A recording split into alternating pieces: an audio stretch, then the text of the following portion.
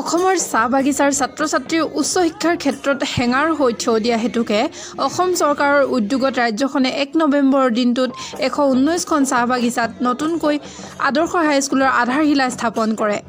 স্বাধীনতাৰ প্ৰায় 7টা দশক পাৰ হৈ যোৱাৰ পাছতো চাহ বাগিচা অধ্যুষিত অঞ্চলত আজিকোপতি কোনো উচ্চ শিক্ষানুষ্ঠান নথকা হেতুকে বাগিচা কৰ্মচাৰীৰ সন্তানে উচ্চ শিক্ষা লাভৰ পৰা বঞ্চিত হৈ আহিছিল।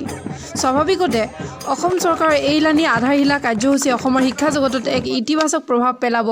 লখিমপুৰ লোকসভা সমষ্টিৰ সাংসদ প্ৰদান বৰুৱাই আৰু ডুমডুমা সমষ্টিৰ অন্তৰ্গত কুমচাং চাহ বাগিচাৰ 6 নং ৱাৰ্ড আৰু ডাঙৰি চাহ বাগিচাত শদিয়া সমষ্টিৰ বিধায়ক বলিন চেতিয়াৰ উপস্থিতিত আধাৰশিলা স্থাপন কাৰ্যসূচী অনুষ্ঠিত হয়।